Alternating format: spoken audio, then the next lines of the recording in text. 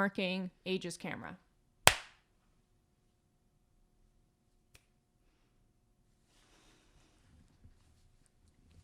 Now what?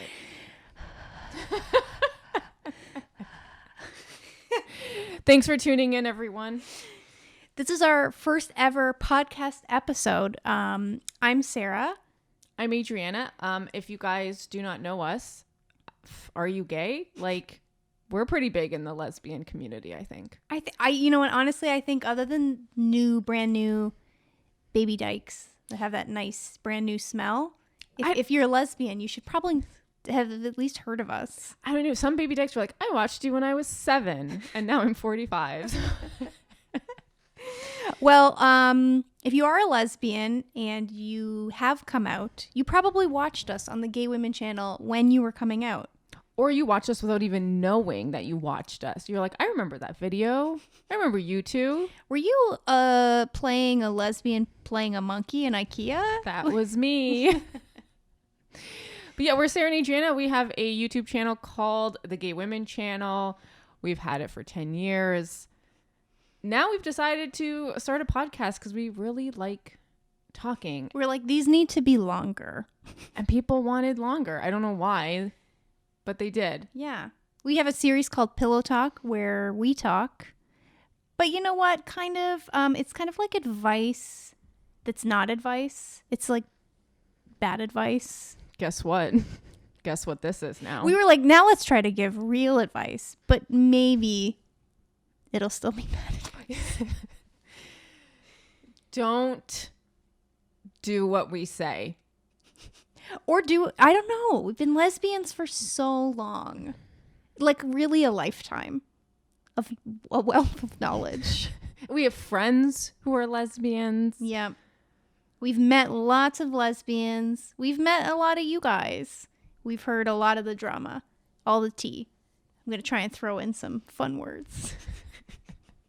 I work currently with a lot of like young people, and by young people I mean like under the age of 25, and they like throwing out like, so the new lingo I learned this week was tweaking. Mm-hmm. And I'm using it all the time now. I'm like, she's tweaking. Maybe every episode you should share a new word with us. The Gen Z word of the day. Welcome to our new podcast. It is called Help, I'm Gay. For now, unless we decide to change it. But I think it's good. I think it really encompasses what we're doing with this podcast. Look, so basically we've asked you guys, our listeners, because they're not watching us anymore, to submit questions, send us your problems, and guess what? All of them have to do with being gay. Like if they weren't gay, you wouldn't have these problems. No, and it's like you've realized you're gay, and then everything else, like the next thing is like, help, now I'm gay. What do I do now? Exactly. So we're going to read some stories, read some problems, and we're going to give our advice. And you know what? I think as the larger lesbian LGBT community, I think these relate to a lot of us. I think we've gotten, honestly, like 10 of the exact same situations because lesbians, we kind of just go through 3 problems. Is this girl gay? Is she flirting with me? Lesbian bed death. That's it. That's. I printed the questions out on very thick paper. And you can't see, but the paper has a lion on it. Because you know what? We're all strong warriors. And we'll get through it. And we have our own printer. We're so old that we print things instead of like using an iPad. And we have our own landline. Which, if you don't know, it's a phone for your house. Oh God, people are gonna Google. That's the boomer word of the day is landline. And we have a kettle that you can set it to whatever temperature you want. Okay, that's fancy though. But you know what? Only a millennial would have that. A millennial, yeah. 100%. Mm-hmm. We don't want tea too hot. Except on this show. So you guys wrote in your anonymous questions and problems, and we kind of put them into categories. So this week's episode is called It's Not Over Till It's Over. And it's like relationship problems, right? Gay weddings, long-term relationships, lesbian bed death, lesbians taking forever to break up because, let's be real, We just don't want to do it. We're like, but how will I find someone else? I've put in so much time and effort with this one. Truly, even if you've only put in 6 months. Well, that's 6 years in the straight world, so. If there were like a pro and con list of lesbians, breaking up would be on the con because we're so bad at it. We're really bad at it. Maybe- Unless this new generation, maybe they're not bad at it. I think they're bad at dating, so maybe they don't even get into to the breaking relationship. up. That's true. You have to get to the relationship to have the joy of ending the relationship. This podcast could also be called Bad at It because I think a lot of these questions are things that we as a general community are bad at. Okay, like also going through most of these questions, I could just end this whole podcast by just saying, talk to the person, communicate. There's a lot of assumptions. A lot of us, exactly. They're like, this girl looked at me. These are all the things I think she's thinking. And you're like, just ask her. Do you know what I blame for that? Movies and television. Oh, bad. Like every We rom-com watch- is just a miscommunication. No, but also we watch so many movies about lesbians just looking at each other. Yeah. That, Yeah, what are they thinking? For, lesbians, like, it's a stereotype that we communicate a lot, right? Like, it's like two women, they just want to talk about everything. But I think these questions beg to differ. Like, it sounds like we're not talking at all. No one is communicating. We also decided to do a podcast because H and I love talking to each other. So at this point, I'm like, we better make sure this doesn't turn into 3 hours. That's fine. It's our first episode. I have no idea how to gauge how, Yeah, we don't know, guys. how long or how short it's I don't know if this is a 10-minute podcast or a 10-day podcast, but It's a journey. yeah, if you have a long commute to work, put us on. We'll outlast your commute. So we would like to thank the sponsor of this week's podcast, Dipsy. And Dipsy, I think, is the perfect sponsor for this week's episode because a lot of the questions that we've got this week are about kind of rekindling that romance with your partner. And Dipsy can help because, everyone has a different love language, physical touch, words of affirmation. But if you've lost that like physical touch because you've been with your partner for so long, why don't you try doing something different and spicing things up? Read a sexy story. Dipsy is an app full of hundreds of short, sexy audio stories designed by women for women.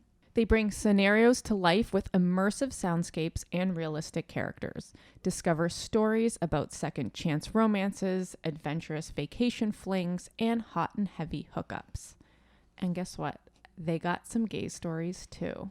And new content is released every week. So on top of listening to your favorite stories over and over again, there's always something new to check out on Dipsy. They also have soothing sleep stories, wellness sessions, and sexy stories that you can read.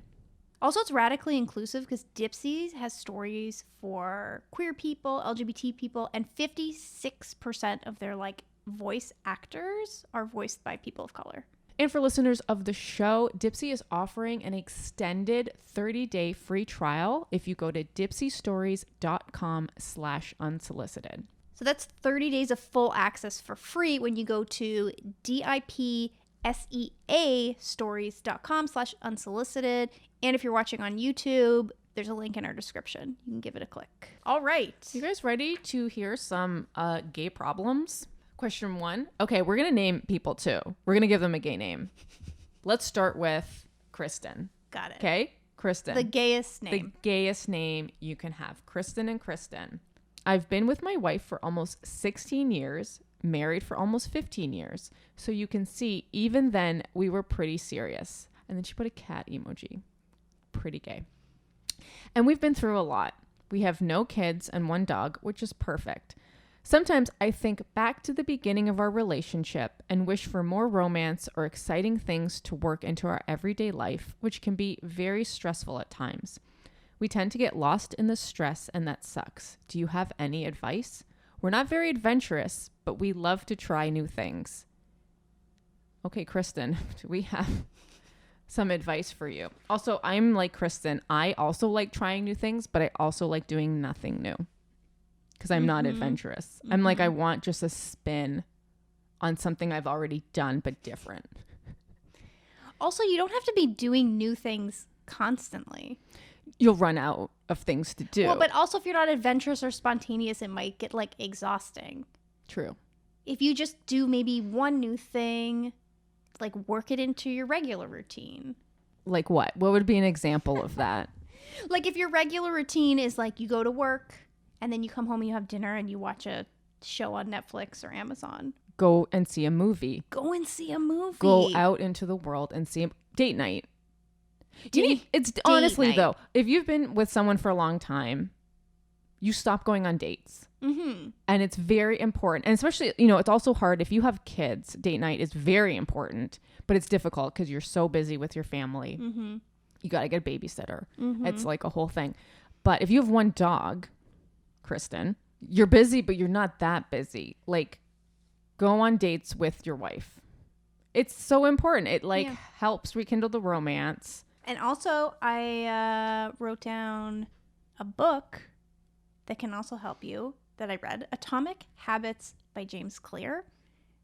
If you're just like stuck in your habits and your routine, just might be a good read to give you some ideas on how to create new habits and break your old habits. You also don't have to spend a lot of money either. Go to an arcade. Yeah. Oh, yeah. Go bowling. Go to a coffee shop. It can be chill. Do a puzzle at home. Is that, I don't know, is that a date night? Maybe get like an escape room board game. Oh, yeah, that's true. Unless you're prone to being competitive and fighting. And Don't do that then. take all this advice with a grain of salt. We don't want to be the reason anyone breaks up or gets We'll divorced. put a disclaimer. Sarah and Adriana are not responsible for any breakups that may occur after listening to this podcast. All right, next question. Name. Do we have to name There's so many questions. Yeah, just pick a name, any name. This is the first episode Adriana has started this, and we are going to regret it. Helen. Here we go. Helen writes in. I've been thinking about asking my girl to marry me, but I have no idea how. Facepalm emoji. What would be a good way to do it? Do I invite friends to participate? Do I take her to a place she likes and ask her? Do I throw a party? I need help. Haha. All right. First, I love that so many gays are getting married. I love it. I'm seeing all the gays getting married, and I can't get enough, really. Well, it's like also visibility that so many are getting married and then posting and sharing. Because we got to see some happy gays, you know? Yeah. All right. Really, what's the first step to answering this question is like know your girl. Yes. Okay. Like, do you know who doesn't know their girl? It's a lot of straight people. There are compilation videos on YouTube of like women saying no to a proposal. Yeah. So one, you don't even know if your girl wants to marry you, straight man. Red flag. Red flag. Two, a lot of times it's always public. It's at a soccer game. It's at a concert. And she's like, why are you putting this poor girl in this situation where she's like, oh my God, I'm going to embarrass you, but like, I'm not going to marry you. I almost feel like sometimes I watch them and the woman is she looks like caught off guard and like she laughs like, how could you think, we've been dating for 2 weeks. Why would you think that I'm ready for that? Like they seem so bad that I'm like, are they just doing it in public? So she can't say no? So she can't say no? I think so. 'Cause she's like, Is that yeah, the way straight men get engaged? I truly believe so, yes. Because some of them are so bad. They're so bad. And you know what? No matter which one I watch, at the end of it, I'm like, and they're broken up now. Like, you can't come back from that. No, you can't propose and say no and then continue dating like nothing happened. So I understand Helen reaching out for help. Yeah. Because she's like, I gotta do it right. Because if you do it wrong, relationship over. Absolutely. Okay, so Helen's step one is make sure she does want to marry you. After you get through step one, step two, yes, know your girl and Does she want something that's like big over the top with like in public? Is she super introverted and quiet? Then you probably want to do it somewhere where it's just the two of you and like no one's going to walk by and no one's going to be looking at her. In a broad spectrum, you know, if she wants to be like on the Jumbotron. Yeah. Or like in private. Yeah. Like otherwise you just have to know what she likes. And, you know, also I feel like at some point, would you have talked about getting engaged or getting married or like your future? Like, I feel like usually you get hints. And also, like, just know if she's someone that wants something big and elaborate, like maybe she's someone that she wants a full day proposal of like getting pampered, going to her favorite places, and then at the end. Or maybe she's a girl that wants something that you're like, we're just going for a walk. I'm going to do it here. Like some girls are like, oh, she proposed to me in bed and it was perfect. Yeah. And they're like, that's it. It doesn't have to be a big thing. We've had friends. We went out to dinner with our friends and one of them just like slid a ring box across a table and was like, here you go. And we were like, what just happened? What's happening right now? And that's how they got engaged. Because that's what they wanted to do. Like, it's not a thing. It's chill. Yeah. You gotta get a ring. Here's your ring. But Helen, I can say, because I was the one that proposed, because I didn't want a proposal. Mm-hmm. And mostly Sarah wanted a ring, so I was like, I will be the one to propose because Sarah wants a ring, and I'm like, I'm not walking around with some ring on. I'll do the wedding band. It's stressful.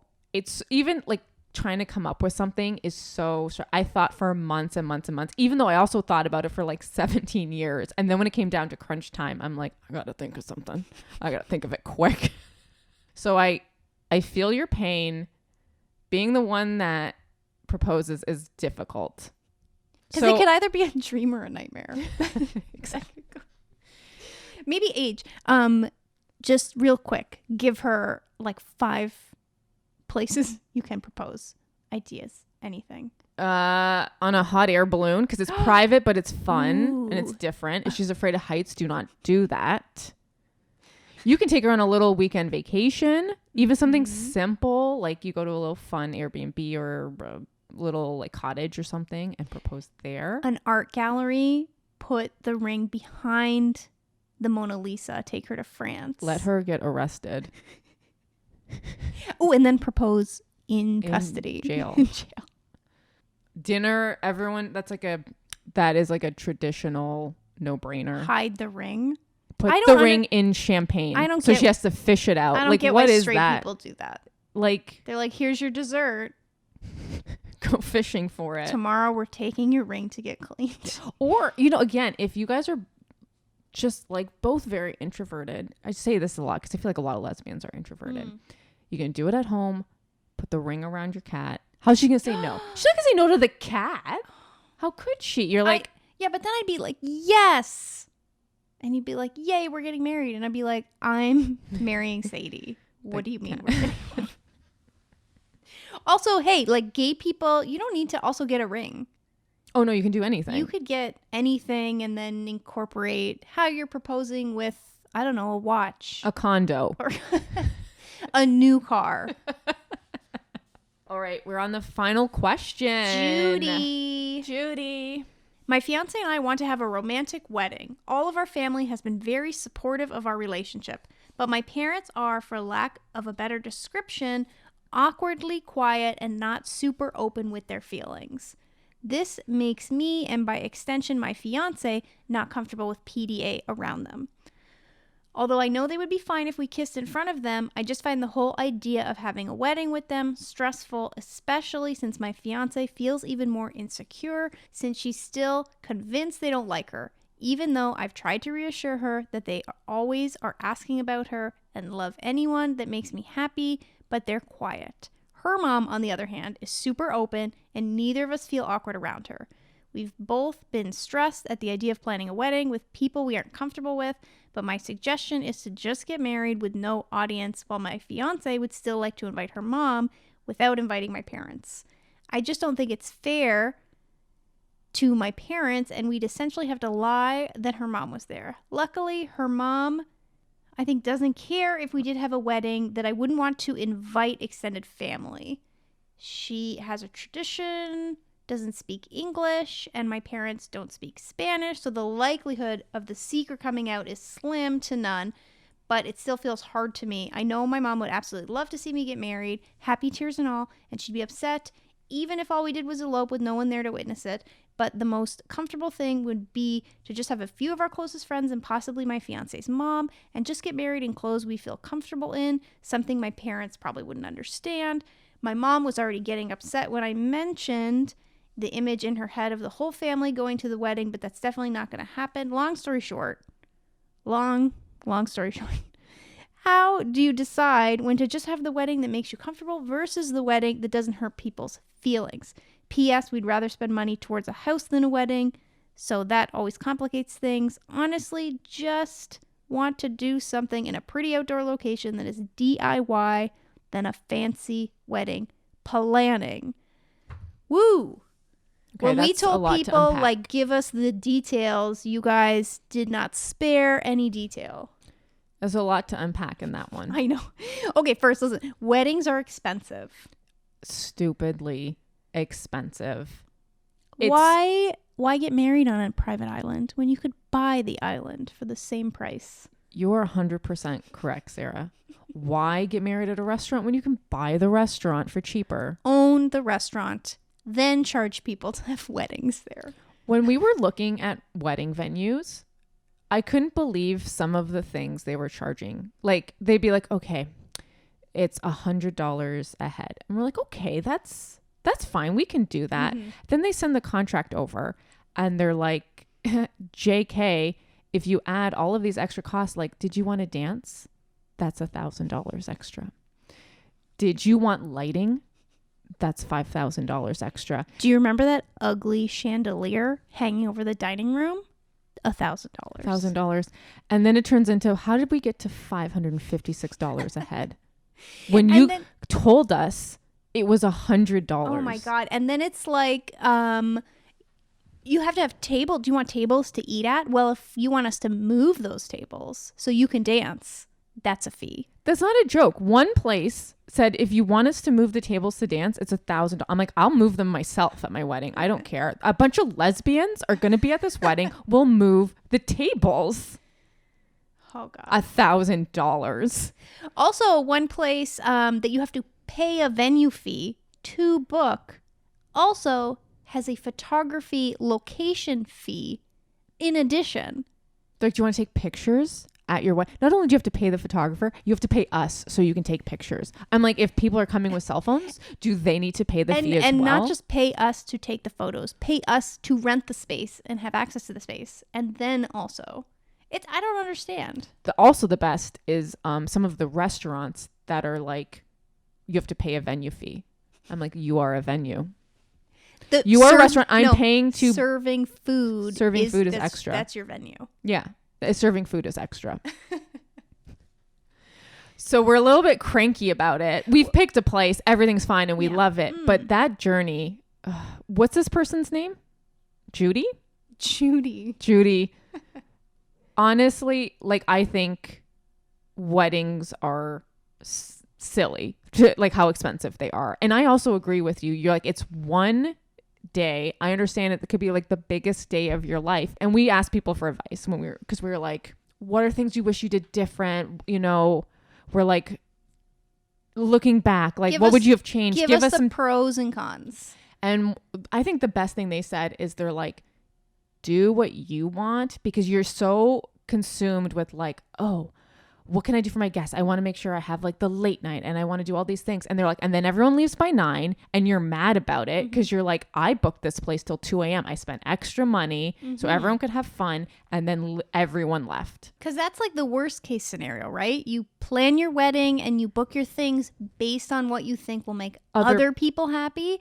And then if they're still not happy, like, will you be happy? You'll be pissed because you're like, I chose this place for you. You were leaving right after dessert. Yeah.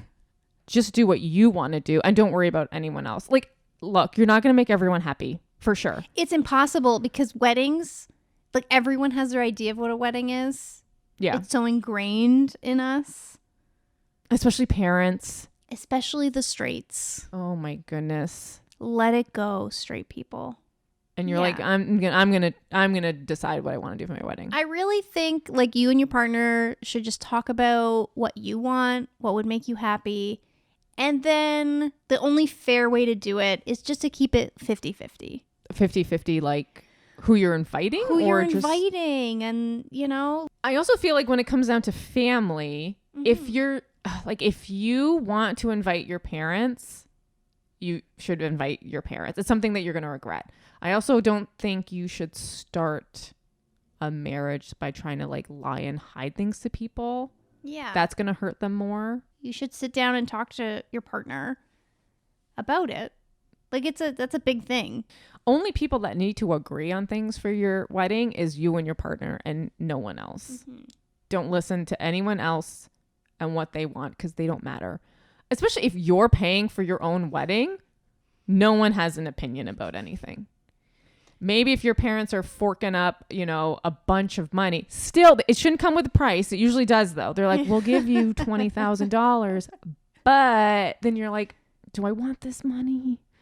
Also, agree and be fair across the board. Okay, what Sarah and I have talked about before is because we're in the midst of planning and we're like, flowers. How much do we want to spend on flowers? And anytime we talk about like decor, flowers, all those like extra frilly things that cost a lot of money for weddings, I think back about the weddings I've been to and I'm like, do I remember the flowers from this? I don't remember anything. Half the time I don't remember the food. So one of the main things Sarah and I wanted for our wedding, we're like, we want really good food. And that was important. So we're like, let's find a place that has good food. Because like past weddings, I'm like, I can't remember. I remember like if it was fun or if it was boring. Don't remember the decor. So like it's like you're like, well, I spent $10,000 on flowers at my wedding, and no one's gonna remember that unless it's important to you. If you're like, no, I want to walk in on a bed of roses. Like that's what you want. I guess I just mean 50-50, where if somebody really wants flowers and somebody's like, I don't want any flowers, but I really want pizza at the end of the night when we're partying, then 50-50, like, okay, you get flowers and I get my pizza. Yeah. Also true. Yeah. Yeah. All right. I really, truly have no concept of how long we've talked for. Is this a lot or is this a little? I think it's the average amount of a podcast. Give us some feedback. I also don't know how you provide feedback on a podcast. I've never heard anyone say provide feedback. You can say where to find us on Twitter. No, I know. Is this a lot or is this a little? Doesn't matter. It's a lot if they don't listen again. Okay. And it's a little if they don't listen again. I think it's just right. Okay. Thank you guys so much for submitting your questions. Thank you so much for listening. Thank you. Thank you to Dipsy for sponsoring our very first attempt at a podcast. Mm-hmm. We got more coming. We're doing one a month. There you go. Is that a lot or a little? Whatever. That's kind of what we've said this whole episode. Do what you want to do when you want to do it. Yeah. If you want to do your wife, do her when you want to do it. If you want to propose to your girl, do it the way you want to do it or the way she wants you to do it. You want to get married, do your wedding do it the way you want to do it. Yep. Great. Excellent advice from Sarah and Adrianna. Help. I'm gay. Help. Great. Signing off. I'm Sarah.